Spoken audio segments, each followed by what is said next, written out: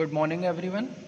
कल के video explanation में हमारा जो लास्ट टॉपिक था वो था एलोट्रॉप्स ऑफ कार्बन, जिसमें मैंने बताया था कि जब कोई एलिमेंट डिफरेंट फॉर्म्स में एग्जिस्ट करता है तो उन डिफरेंट फॉर्म्स को उस एलिमेंट के एलोट्रॉप्स कहा जाता है।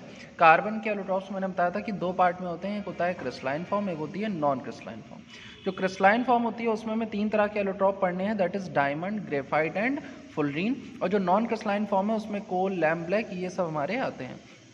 तो क्या होता है डायमंड, ग्रेफाइट और फुलरीन? इनमें से इन दोनों का नाम तो आपने सुना होगा, ये आपका टॉपिक जो है थोड़ा सा आपके लिए नया है।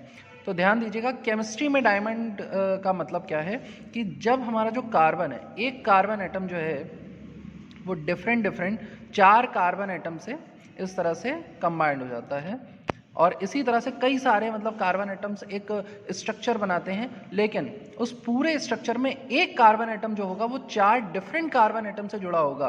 तो उस कंडीशन में जो स्ट्रक्चर बनता है वो किसका होता है? डायमंड का स्ट्रक्चर होता है। मतलब डायमंड में एक कार्बन एटम जो है वो डिफरेंट चार कार्बन एटम से एक दूसरे से कंबाइंड होता है। ग्रेफाइट में क्या होता है? ग्रेफाइट में एक कार्बन एटम जो होता है वो केवल तीन कार्बन एटम से कंबाइंड होकर के इस तरह से हेक्सागोनल स्ट्रक्चर बनाता है। ये इस तरह से हेक्सागोनल स्ट्रक्चर बनते हैं यहाँ पर। अब ये कार्बन जो होगा, ये देखिए, एक इधर कार्बन से जुड़ा हुआ है, एक इधर कार्बन से जुड़ा हुआ है, और ये यहाँ पर एक और कार्बन से जुड़ा होगा, तो एक ये स्ट्रक्चर। इस तरह से ग्रेफाइट के केस में एक कार्बन एटम जो होता है वो केवल तीन कार्बन एटम से जुड़ा होता है। अब हम सबको पता है कि जो कार्बन की वैलेंसी होती है वो कितनी होती है?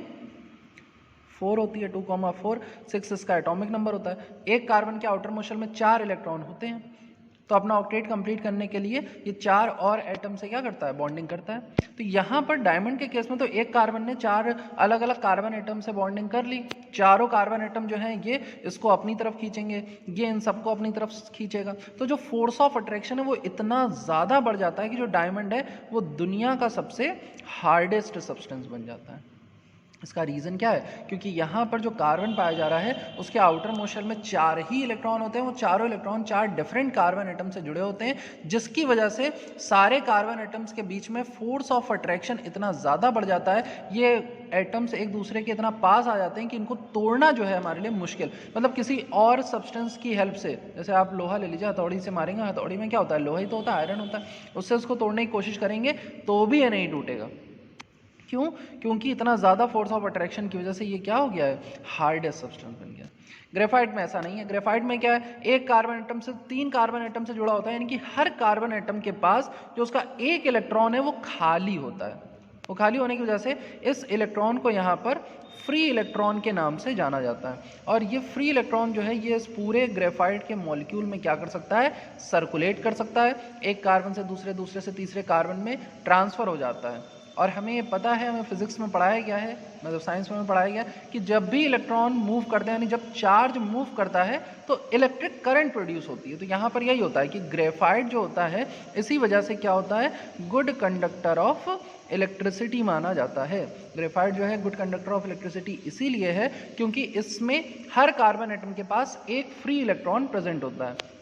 वैसे हमको पता है कि जो कंडक्टर होते हैं वो सारे के सारे मेटल्स होते हैं, लेकिन एक एक्सेप्शन है कि जो ग्रेफाइट है वो एक नॉन मेटल होने के बाद भी अच्छा कंडक्टर है। तो रीज़न आज हमारे सामने है क्योंकि ग्रेफाइट के स्ट्रक्चर में हर कार्बन एटम के पास एक फ्री इलेक्ट्रॉन होता है और इस एक फ्री इलेक्ट्रॉन के पाए जाने की वजह से यहाँ पर जो इलेक्ट्रिसिटी है वो कंडक्ट हो सकती है। डायमंड के केस में ऐसा कुछ नहीं है, तो डायमंड जो होता है वो बैड कंडक्टर ऑफ इलेक्ट्रिसिटी होता है।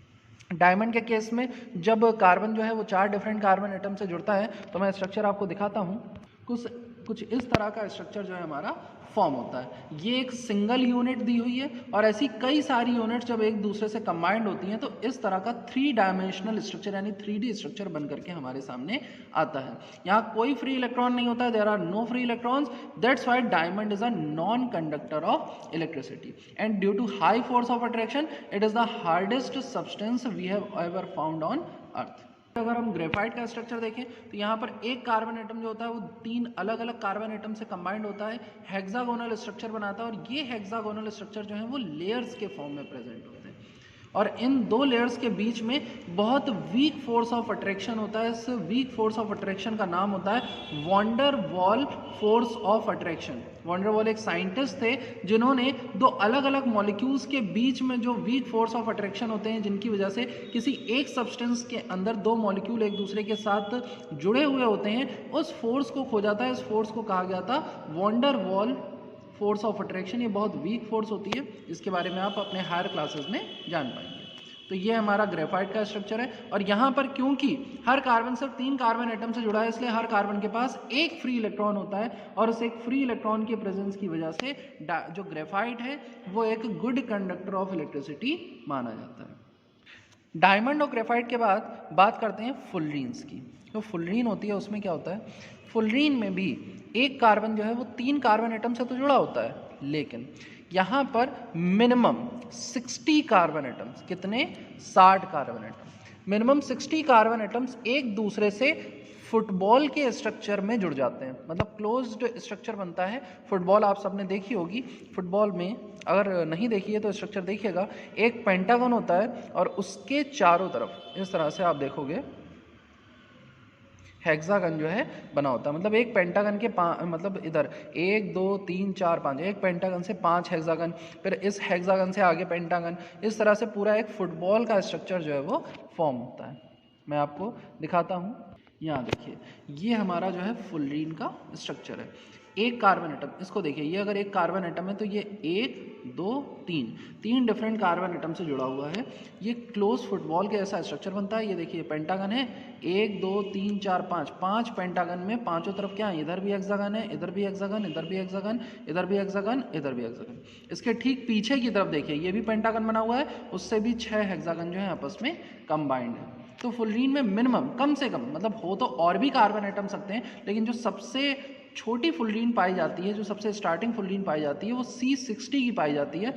इस फुलरीन को एक अमेरिकन आर्किटेक्ट थे जिनका नाम था बकमिंस्टर फुलरीन। वो एक फेमस आर्किटेक्ट थे। उन्होंने एक डोम बनाई थी, एक गुंबद बनाई थी। तो इस फुलरीन का जो स्ट्रक्चर है ये उसी गुंबद के जैसा दिखता था, इसलिए उनकी याद में, उनको रिस्पेक्ट देने के लिए इस कार्बन मॉलिक्यूल का नाम जो है बकमिंस्टर फुलरीन रख दिया गया। तो ये हमारी सबसे छोटी फुलरीन है। ये भी हमारे कार्बन का एक क्रिस्टलाइन फॉर्म है, क्रिस्टल फॉर्म में है, क्योंकि यहाँ पर हर जो यूनिट है वो एक फिक्स प्लेस पर प्रेजेंट है, एक फिक्स पोजीशन पर प्रेजेंट है, जिसकी वजह से ये क्रिस्टलाइन स्ट्रक्चर बनता है मिनिमम 60 कार्बन एटम से मिल करके। अब ये जो तीनों फॉर्म आपने देखी, डायमंड, ग्रेफाइट और फुलरीन, ये तीनों कार्बन से बने हुए हैं, प्योर कार्बन से ही बने हुए हैं, लेकिन इन तीनों का स्ट्रक्चर अलग अलग है, जिसकी वजह से इनमें कुछ कुछ प्रॉपर्टीज़ डिफरेंट होती हैं।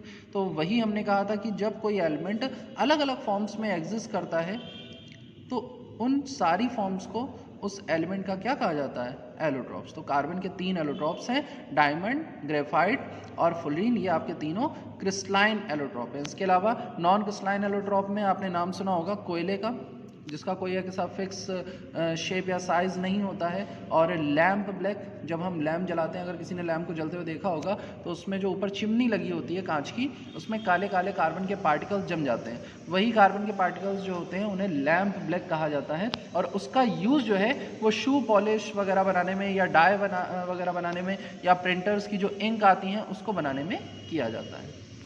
एलोट्रॉप्स ऑफ कार्बन के बाद हमारा जो नेक्स्ट टॉपिक आता है that is versatile nature of carbon.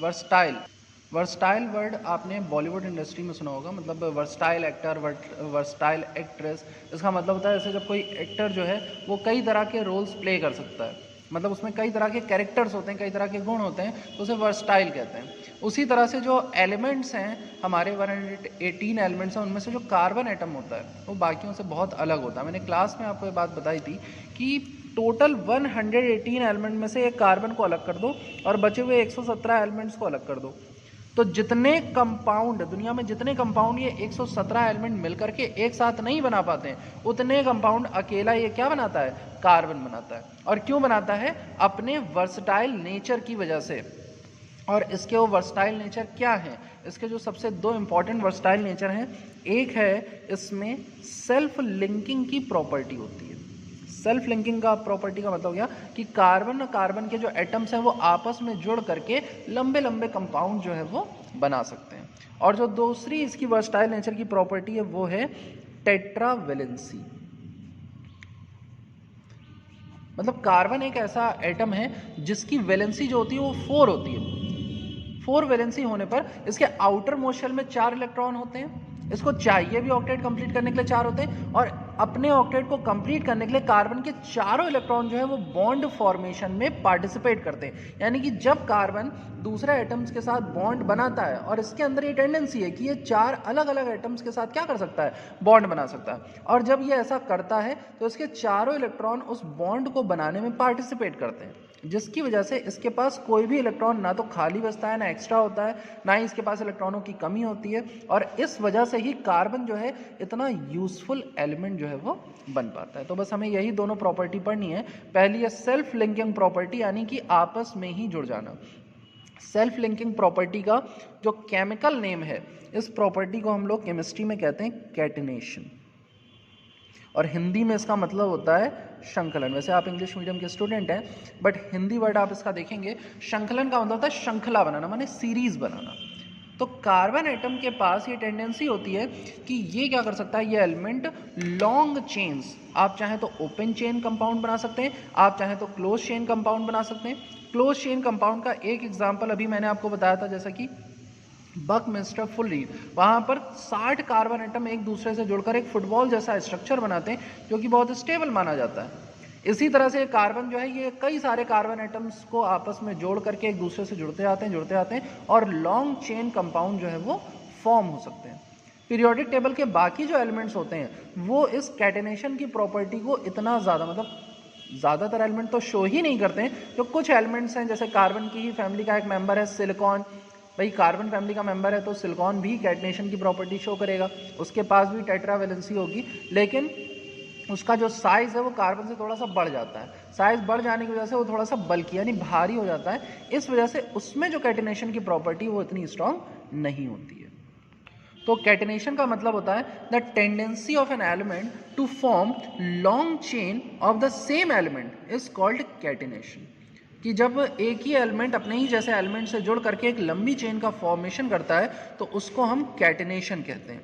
तो कार्बन के अंदर जो है वो कैटिनेशन की प्रॉपर्टी पाई जाती है। अब कैटिनेशन की प्रॉपर्टी क्यों इसमें होती है, क्या इसका रीज़न होता है, तो सबसे पहला रीज़न जो है कैटिनेशन का वह है इसका स्मॉल साइज़। इसका साइज़ क्या होता है, क्योंकि अपने ग्रुप में सबसे पहला मेंबर है ग्रुप का, जैसे जैसे अपने ग्रुप में नीचे जाएगा, भाई टेट्रावेलेंसी सिर्फ कार्बन की वैलेंसी यानी कि 14th ग्रुप के जो मेंबर हैं केवल वही तो टेट्रावेलेंसी शो करेंगे। इन्हीं में तो आउटर मोशन में 4 इलेक्ट्रॉन होंगे, कार्बन है, सिलिकॉन है, जैसे जैसे नीचे हम बढ़ेंगे। लेकिन अपने ग्रुप में ये क्या है, सबसे छोटा है। बाकी जैसे जैसे हम नीचे जा रहे हैं वैसे वैसे इलेक्ट्रॉन को लूज करने की टेंडेंसी भी बढ़ रही है, क्योंकि साइज़ बढ़ता जा रहा है। तो कार्बन का एटॉमिक साइज छोटा होने की वजह से इसके जो इलेक्ट्रॉन्स होते हैं वो इसके एटम से बहुत टाइटली बाउंडेड होते हैं, बहुत ज़्यादा फोर्स ऑफ अट्रैक्शन के साथ जुड़े होते हैं, जिसकी वजह से ये दूसरे कार्बन एटम के साथ जब जुड़ता है तो उन दोनों के बीच का फोर्स ऑफ अट्रैक्शन जो है वो बहुत ज़्यादा बढ़ जाता है। जैसा कि हमने देखा था डायमंड के केस में कि जब एक carbon atom 4 different carbon atom से जुड़ा तो उसने एक स्ट्रॉन्गेस्ट बॉन्ड फॉर्मेशन वाला कंपाउंड बनाया, और वो कंपाउंड दुनिया का सबसे हार्डेस्ट सब्सटेंस बन जाता है। वो इतना हार्ड होता है कि उसका यूज़ हम करते हैं पत्थरों को, चट्टानों को तोड़ने में, कांच को काटने में, ग्लास की कटिंग में डायमंड यूज़ होता है। जो बड़ी बड़ी मशीन्स आती हैं जिनका यूज़ किया जाता है छेद करने में, होल करने में, ज़मीन में ड्रिलिंग करने में, या चट्टानों को तोड़ने में, रॉक्स को ब्रेक करने में, उनमें डायमंड का यूज़ होता है, क्योंकि डायमंड जो है वो दुनिया का क्या है, सबसे हार्डेस्ट सब्सटेंस है। और क्यों है, क्योंकि वहाँ पर कार्बन जो है वो स्ट्रॉन्ग बॉन्ड फॉर्मेशन करता है, स्ट्रॉन्ग कैटिनेशन की प्रॉपर्टी शो करता है। दूसरा, कार्बन जो है, कार्बन में सिंगल बॉन्ड, कार्बन में डबल बॉन्ड और कार्बन में ट्रिपल बॉन्ड, तीनों तरह के कोवेलेंट बॉन्ड बनाने की क्या होती है, टेंडेंसी। मतलब अकेला कार्बन जो सिंगल बॉन्ड भी बना सकता है, डबल बॉन्ड भी बना सकता है, वो ट्रिपल बॉन्ड भी बना सकता है। और अगर ये 4 बॉन्ड बना सकता, मतलब बनाता तो नहीं, अगर बना सकता तो वो भी बना लेता, जो कि और किसी एलिमेंट के पास मतलब किसी और एलिमेंट में ऐसी प्रॉपर्टी होना पॉसिबल नहीं है। तो दूसरा है जो रीज़न है कि कार्बन जो है वो सिंगल, डबल, ट्रिपल तीनों तरह के कोवेलेंट बॉन्ड बना लेता है, इसकी वजह से भी इसमें जो कैटिनेशन की प्रॉपर्टी है वो स्ट्रांगली पाई जाती है। तो ये कुछ ऐसे पॉइंट्स हैं जिनकी हेल्प से हम ये एक्सप्लेन कर सकते हैं कि कार्बन जो है वो अपने ही जैसे दूसरे कार्बन एटम्स के साथ जुड़ करके लॉन्ग चेन कंपाउंड्स बनाता है जो कि स्टेबल होते हैं, और इस वजह से ही कार्बन के इतने सारे कंपाउंड जो हैं वो बन पाए। इसके बाद सेकंड जो इसका करेक्टरिस्टिक है वो है टेट्रावेलेंसी। तो टेट्रावेलेंसी में ज़्यादा बताने के लिए कुछ नहीं है। कार्बन एक ऐसा एटम है जिसके आउटर मोस्ट शेल में 4 इलेक्ट्रॉन होते हैं। इसको ऑक्टेट कंप्लीट करने के लिए भी 4 इलेक्ट्रॉनों की ज़रूरत होती है। इस वजह से ना तो ये किसी को इलेक्ट्रॉन देता है ना किसी से इलेक्ट्रॉन लेता है। ये इलेक्ट्रॉन शेयर करके, अपने चारों इलेक्ट्रॉन शेयर करके दूसरे एटम्स के साथ कंपाउंड बनाता है, और जब ये कंपाउंड बनाता है तो उसके चारों इलेक्ट्रॉन वहाँ पर क्या हो जाते हैं, यूज हो जाते हैं।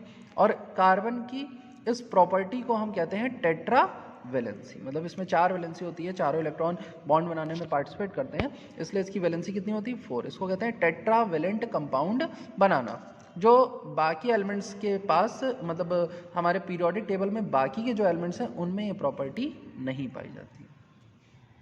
इसके बाद वर्सटाइल नेचर में 2 प्रॉपर्टी, सेल्फ लिंकिंग जिसे हम कैटिनेशन की प्रॉपर्टी कहते हैं, और टेट्रावेलेंसी 4 वैलेंसी शो करने के बाद जो नेक्स्ट टॉपिक है वह है organic compounds. Organic compounds, organic word कहाँ सुना है, ऑर्गेनिक वर्ड सुना है ऑर्गेनिज्म से।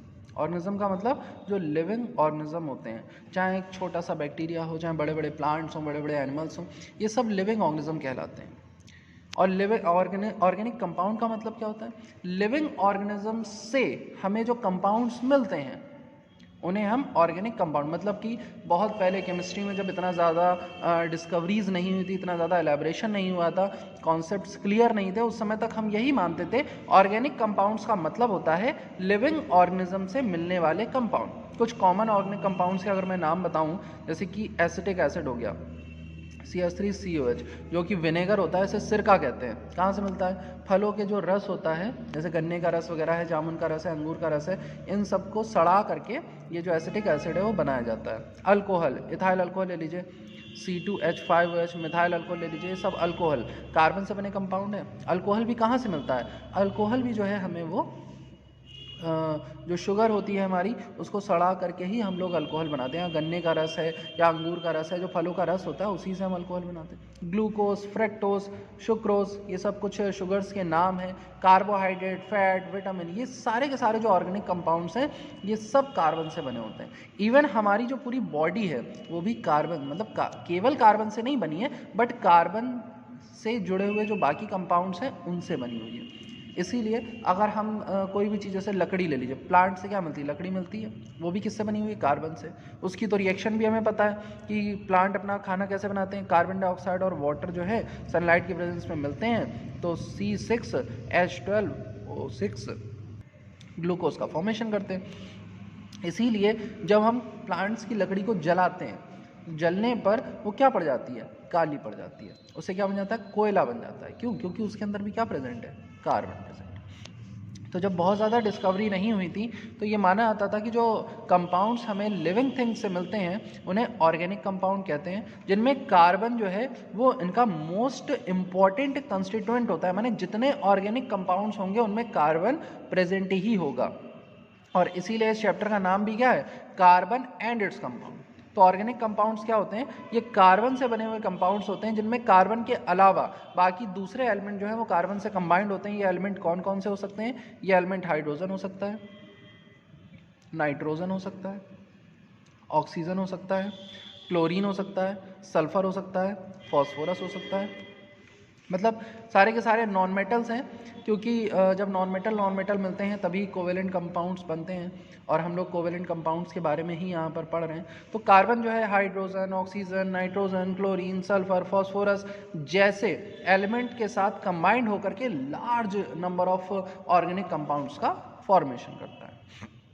बट मैंने कहा जैसा कि एक टाइम पीरियड, माने 1843 के अप्रॉक्स, मतलब इससे पहले तक जो ऑर्गेनिक कंपाउंड थे वो हमें सिर्फ लिविंग थिंग्स से मिलते थे।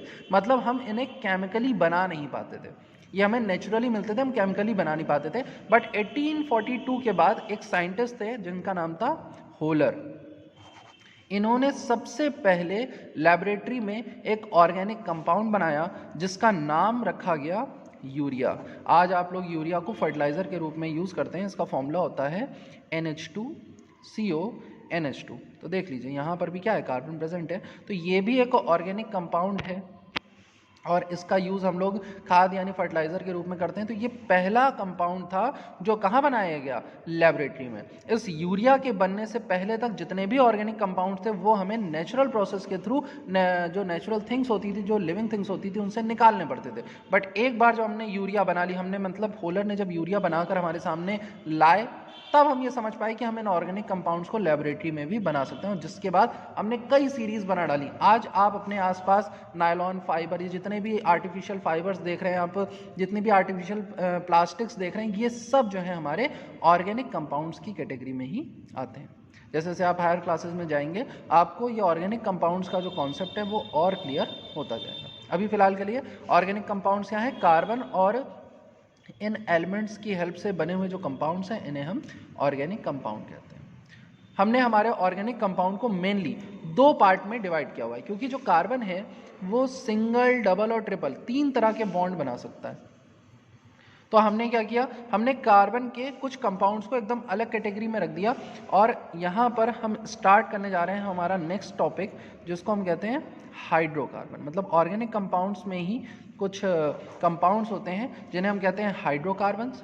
हाइड्रोकार्बन्स ऐसे ऑर्गेनिक कंपाउंड हैं जो कार्बन और हाइड्रोजन से मिलकर बने होते हैं, और इसी में आप पढ़ेंगे हाइड्रोकार्बन्स एंड डेरिवेटिव्स। डेरिवेटिव्स का मतलब होता है जो किसी सब्सटेंस में थोड़ा बहुत चेंज करके उससे बनाया जाए। तो हम क्या कर सकते हैं, हम हाइड्रोकार्बन्स में थोड़ा बहुत चेंज करके, इनकी प्रॉपर्टी में चेंज करके इनके डेरिवेटिव्स को बना सकते हैं। तो ये कॉन्सेप्ट तो हम बाद में लेंगे, पहले हम समझ लेते हैं कि आखिर हाइड्रोकार्बन्स क्या हैं, कितने टाइप के होते हैं, इनकी क्या प्रॉपर्टी होती है। तो कार्बन और हाइड्रोजन से मिलकर बने हुए जो कंपाउंड्स होते हैं इन्हें हाइड्रोकार्बन्स कहा जाता है। ये दो पार्ट में पाए जाते हैं, एक होते हैं हमारे सैचुरेटेड हाइड्रोकार्बन और दूसरे होते हैं हमारे अनसैचुरेटेड हाइड्रोकार्बन। सैचुरेटेड हाइड्रोकार्बन में हमारे वो कार्बन एटम आते हैं, वो ऑर्गेनिक कंपाउंड्स आते हैं जिनमें केवल और केवल क्या पाया जाता है, सिंगल बॉन्ड। और अनसैचुरेटेड हाइड्रोकार्बन्स में हमारे वो ऑर्गेनिक कंपाउंड आते हैं जिनमें डबल और ट्रिपल बॉन्ड जो है वो प्रेजेंट होता है। क्योंकि 3 तरह के बॉन्ड हमने कहा कार्बन बना सकता है, सिंगल, डबल और ट्रिपल। तो जितने भी हमारे ऑर्गेनिक कंपाउंड हैं जिनमें केवल सिंगल बॉन्ड पाया जा रहा है, कार्बन और हाइड्रोजन से बने हुए ऐसे कंपाउंड जिनमें सिर्फ सिंगल बॉन्ड पाया जा रहा है, उन्हें हम कहते हैं सैचुरेटेड हाइड्रोकार्बन। और कार्बन और हाइड्रोजन से बने हुए ऐसे ऑर्गेनिक कंपाउंड जिनमें डबल या ट्रिपल बॉन्ड भी पाया जाता है सिंगल के साथ साथ, तो उन्हें हम कहते हैं अनसैचुरेटेड हाइड्रोकार्बन।